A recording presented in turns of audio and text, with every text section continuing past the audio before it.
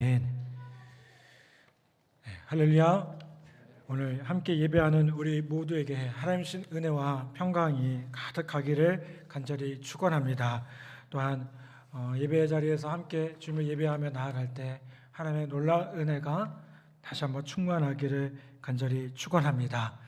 우리 옆에 분들하고 한번 인사해 보겠습니다. 반갑습니다. 참 잘 오셨습니다. 한번 인사해 보겠습니다. 네, 앞뒤 좌우로 인사하시면서 네, 반갑습니다. 네, 귀하고 귀한 예배 자리에서 만나게 돼서 반갑습니다.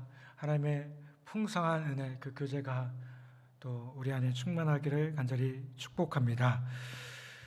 음식을 만들 때 레시피라는 것이 필요합니다. 이 레시피가 있으면 특별히 손맛이 없어도요, 어떻습니까? 그래도 어느 정도의 맛을 냅니다. 우리가 참된 삶을 살기 위해서는 레시피가 필요합니다. 사실 인생에서 성공하기를 원하지 않는 사람은 없을 겁니다. 뭔가 가치 있고 뭔가 더 괜찮은 인생을 살아가기 원하는 것이 우리의 모습입니다. 나는 인생에서 실패를 원한다고 말한다면 그런 분은 아주 특별한 상담이 필요한 분이겠죠. 그런데 참된 인생을 살기 위해서는 인생의 레시피가 필요함을 보게 됩니다. 성경에도 참된 인생에 관한 레시피가 적혀져 있습니다. 여호수아 1장에 보면 하나님께서는요, 모세를 이어서 이스라엘 민족의 새로운 지도자가 된 여호수아에게 사명을 확인시키고 용기를 주신 다음 율법책의 묵상과 말씀에 대한 순종에 대해서 명령을 하십니다. 그런 다음 그분이 약속하신 것이 있음을 보게 됩니다. 그것이 뭘까요? 형통하리라. 형통하게 될 것이다. 여호수아 1장 8절에 보면 그리하면 내 길이 평탄하게 될 것이며 내가 형통하리라 라고 말씀합니다. 따라서 그분이 여호수아에게 주신 말씀들은 바로 참된 인생을 위한 원리이고 또 지침이라는 거예요. 오늘 우리가 함께 나누고 있는 이 말씀도, 본문 말씀도 그런 원리를 발견할 수 있는 말씀입니다. 이 말씀은 특별히 찬란한 세상적인 성취를 이룬 후 이제 부활하신 주님을 만난 사도 바울의 입에서 나온 말씀이기 때문에 진정한 인생이 무엇인지를 우리에게 가르쳐주고 있음을 보게 됩니다. 자, 먼저 사도 바울은 예수 믿기 전에 어떤 사람이었겠습니까? 사도 바울은요, 예수 믿기 전에 정말 많은 것을 가진 사람이었습니다. 사도 바울은 열정이 탁월했고요, 에너지가 넘쳤고요, 뛰어난 배경을 가진 사람이었습니다. 4절에서 사도 바울은 자기가 육신에 신뢰를 둘 만한 것들이 있는 사람이라고 고백을 합니다. 그리고 5절과 6절에 보면 그 인간적인 조건과 배경들을 아주 구체적으로 열거하는 것을 보게 됩니다. 자, 어떻게 말합니까? 그는 난 지 8일 만에 할례를 받은 정통 유대인이었다라고 얘기하고 있고요. 그는 베냐민 지파요, 즉 이스라엘 초대 왕의 자손이었다라고 얘기합니다. 그는 히브리인 중에 히브리인이었다라고 얘기하고요. 그는 바리새인이었다. 그는 가장 명성이 높았던 가말리엘의 문화에 있던 학자였다라고 얘기합니다. 그리고 그는 열성으로 교회를 박해한 사람이었다라고 얘기해요. 이 말은 무엇을 뜻할까요?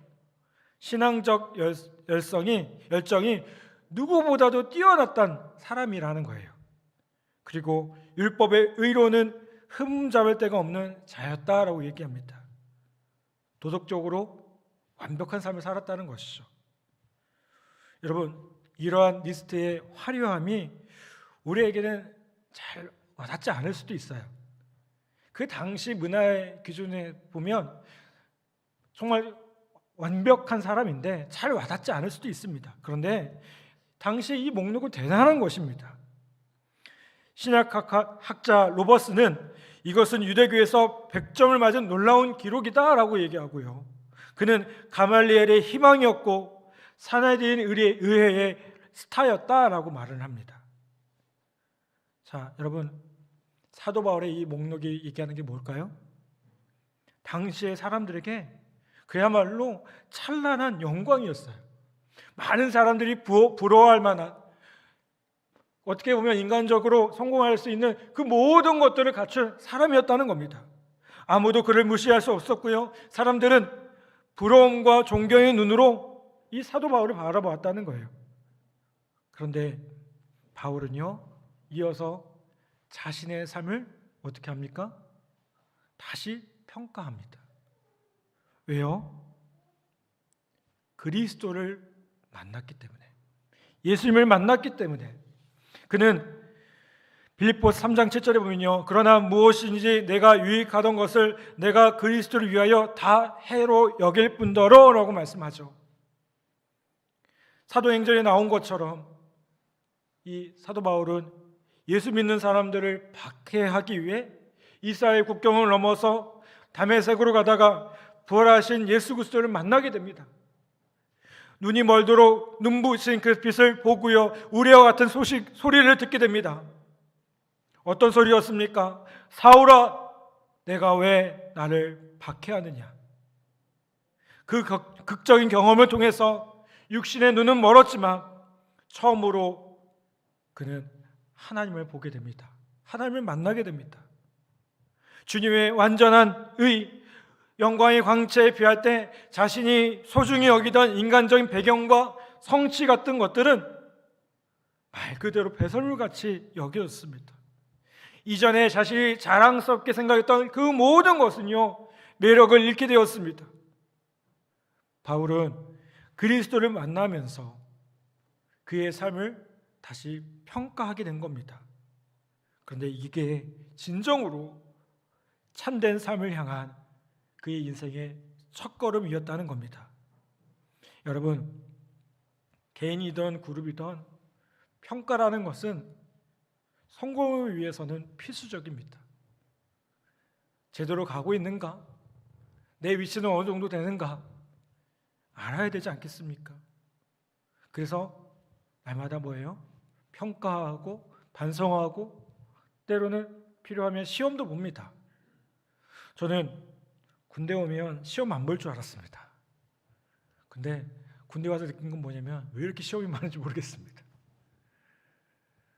보안교정 평가도 봐야 되고요. 참 많습니다. 과정별로. 근데 여러분, 이게 필요하기 때문에 주어지는 거 아니겠습니까? 중요하기 때문에 그런 것들을 알아야 되니까 우리에게 주어지는 거 아니겠습니까? 여러분, 그렇다면 오늘 우리도 스스로를 평가해 볼 필요가 있습니다. 나는 정말 어떤 사람인가? 내 인생 이대로 가도 괜찮은가? 내가 추구하는 것, 내가 소중히 여기는 것, 그거 정말 가치 있는 것일까? 여러분, 주님은 우리에게 우리의 삶을 다시 한번 평가해 보라고 도전하셔요. 주님의 아름다운 영광과 비전에 비추어 우리의 가치관과 우리의 인생관을 한번 돌아볼 것을 요구하고 계신다는 겁니다. 여러분, 그거와 비추어 우리의 삶을 돌이켜볼 때 우리의 삶에 정말 참된 가치가 무엇인지를 다시 한번 발견할 수 있으리라 저는 분명히 믿습니다. 바울은 이제 선택에 직면하게 됩니다. 그리스도께서 제시한 가치와 그 삶을 따라갈 것인가? 아니면 바울 자신이 지금껏 추구했던 것들을 따를 것인가? 그리고 바울은 어떻게 하죠? 선택을 하는데요. 무엇을 선택합니까? 그리스도를 얻기 원하는 것을 선택해요. 그래서 뭐라고 말합니까? 모든 것을 포기한다. 8절, 9절 말씀 우리가 너무나 잘 아는 말씀입니다. 뭐라고 말씀합니까? 또한 모든 것을 해로 여김은 내 주 그리스도 예수를 아는 지식이 가장 고상하기 때문이라. 내가 그를 위하여 모든 것을 잃어버리고 배설물로 여김은 그리스도를 얻고 그 안에서 발견되게 하려 함이니 내가 가진 의는 율법에서 난 것이 아니요 오직 그리스도를 믿음으로 말미암은 것이니 곧 믿음으로 하나님께로부터 난 의라. 아멘. 여러분, 바울은요 자신이 앞에서 열거했던 것들, 자신이 사랑했고 내세웠던 인간적인 배경, 자랑거리, 메달이나 훈장같이 번쩍거리는 것들이 영적인 삶에 방해가 되고요, 하나님을 반대하는 데 사용됨을 인식하게 되었기 때문에 어떻게 합니까? 그런 것들을 포기한다고 얘기해요. 그리스도의 의를 얻기 위해서 자신의 의를 버렸고요, 영혼의 유익을 얻기 위해서 육신의 평안을 추구하지 않았고요, 영혼의 보상을 얻기 위해서 지상의 박수와 갈채를 외면했습니다. 여러분, 이게 바울의 선택이었어요. 여러분, 우리의 인생은 끊임없이 선택을 요구합니다. 어떤 철학자가 얘기한 것처럼 우리 인생은 B와 D 사이의 C라고 얘기해요. 버스와 데스, 태어남과 죽음 사이에 끊임없이 C, 초이스, 선택의 문제가 있다는 거예요. 여러분, 왜요? 우리가 모든 것을 다 가질 수 없잖아요. 우리 인간은 다 어떤 존재입니까? 유한하고 한계가 있는 존재입니다. 우리의 시간과 그 상황들은요, 제한적이에요. TV만 봐도요, 정말 많은 채널들이 있습니다. 근데 그 채널들을 우리가 다 볼 수가 없습니다. 그 중에 우리는 선택해야 돼요. 우리가 직면하는 그 많은 정보들, 우리가 경험하는 많은 정보들을요, 우리는 다 흡수할 수가 없습니다. 아, 이게 중요한 거구나, 이게 덜 중요한 거나, 우리가 선택해야 된다는 겁니다. 여러분, 우리는 보통 좋은 것과 나쁜 것 중에 선택을 합니다. 그런데요, 때로는 어떤 일도 있을까요? 좋은 것이 있고요, 더 좋은 것이 있고요, 가장 좋은 것 가운데 선택해야 되는 것이 있어요. 이거 얼마나 어렵습니까? 이것도 좋고 이것도 좋은데 그 중에 그것이 어떤 것이 더 중요한지, 이게 선택하는 일이 쉽지 않을 보게 됩니다. 여러분, 주님은 그의 제자들에게 종종 선택을 요구하셨습니다. 돈과 주님 사이에서, 또 이 지상의 인간관계와 주님을 따르는 것 사이에서, 이 땅의 부귀영화와 하나님 나라의 보상 사이에서 제자들은 선택해야만 했습니다. 주님은요, 참으로 제자가 되기 원하는 자들에게 그 어떤 것도 주님을 경쟁자로 남겨두어서는 안 된다고 아주 분명하게 말씀하십니다. 따라서 여러분, 우리가 참된 인생을 살아가기 원한다면 어떻게 됩니까? 현명한 선택을 해야 되고요, 제대로 된 선택을 해야 됩니다. 남미 에콰도르의 아우카 인디언들에게 선교를 하러 갔다가 순교를 당했던 짐 엘리엇이라는 선교사님이 있습니다. 이분은 불과 그 선교를 갔다가 얼마 지나지 않아서 식인민족이었던 그 부족에게 죽임을 당하게 됩니다. 그분이 쓴 그 일기를 모아놓은 책이 있습니다. 전능자의 그늘이라는 책이 있어요. 근데 그 책에 이런 얘기가 나옵니다. 영원한 것을 얻기 위해 영원하지 않은 것을 주는 자는 바보가 아니다라는 말이 있습니다. 여러분, 우리가 주님의 평안과 능력과 은혜를 얻기 위해 이 땅에 속한 무언가를 포기한다는 건요, 그거 바보짓 아닙니다. 우리가 영적으로 탁월한 삶을 살기 위해서, 하나님 나라에 영향력 있는 삶을 살기 위해서 우리의 시간과 돈과 에너지를 희생한다면 그거 바보 아닙니다. 교회를 세우고 하나님 나라의 비전을 이루기 위해서 우리가 땀 흘려 번 돈의 10% 또는 20%를 드린다면 그거 낭비하는 거 아닙니다. 오히려 우리는 더 나은 삶을 위해서 아주 현명한 선택을 하고 있다는 겁니다.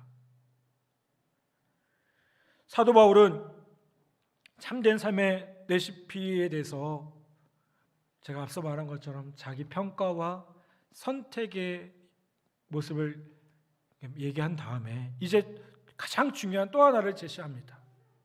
그것은 뭐냐면 바로 이 세상에서 가장 위대한 분과의 생명력 넘치는 관계임을 보게 됩니다.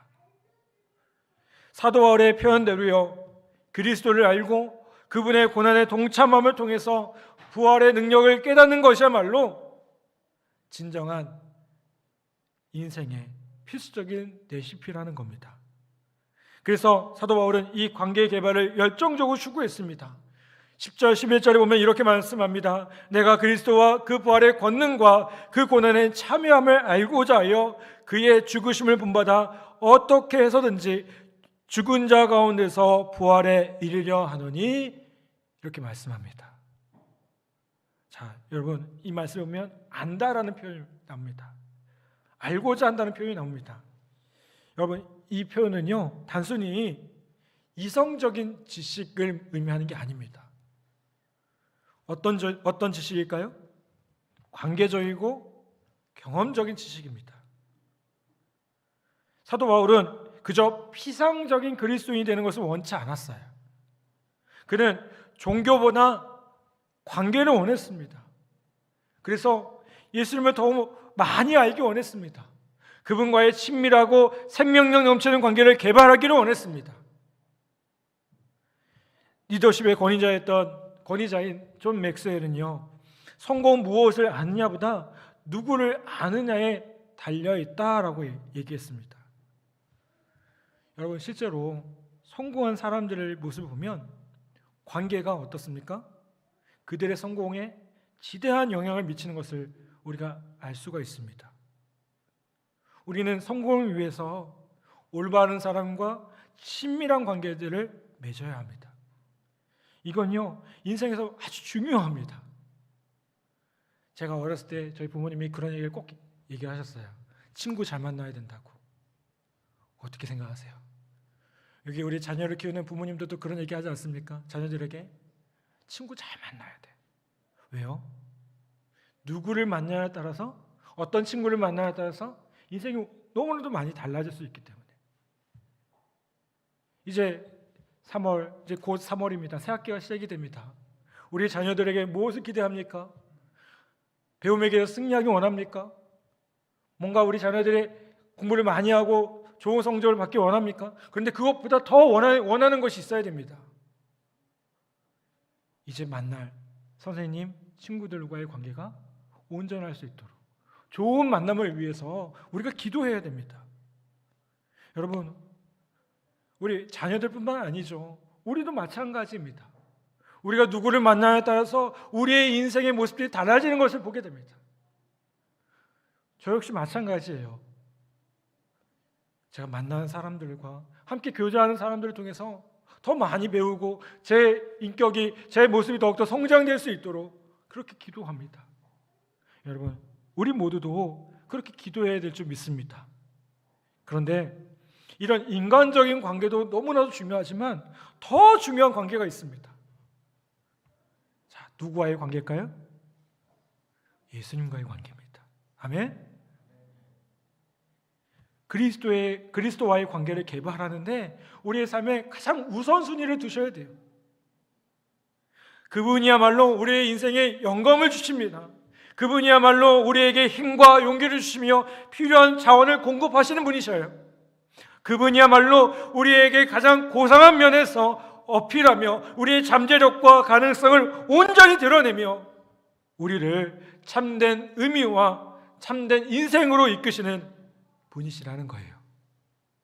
우리가 그렇게 고백하지 않습니까? 여러분, 그런데 이 관계에도 노력이 필요해요. 저절로 되지 않습니다. 교회에서 보면 예배 드릴 때 흥미로운 사실이 있습니다. 여러분, 제가 이렇게 설교할 때 이렇게 강당에 서면 여러분들의 모습도 이렇게 다 보입니다. 제가 안 보는 것 같아도 다 보고 있습니다. 근데 어떤 모습이 보이냐면요, 예배당에 와서 자리를 잡을 때 그 모습들이 보여요. 이제 결혼을 앞둔 연애 중인 남녀나 신혼부부 어떻게 자리를 앉을까요? 딱 붙어서 앉아요. 종이 한 장 안 들어갈 틈이 없이 그냥. 어떨 땐 좀 떼어놓고 싶어요. 이렇게. 너무 딱 붙어 있어요. 근데 한 10년쯤 사면 장의자에 같은 장의자에는 앉아 있지만 조금 거리를 두기 시작합니다. 제가 그런 것 같아요. 저도 한 10년, 결혼한 10년 좀 넘었거든요. 그러다가 한 20년 정도 살잖아요.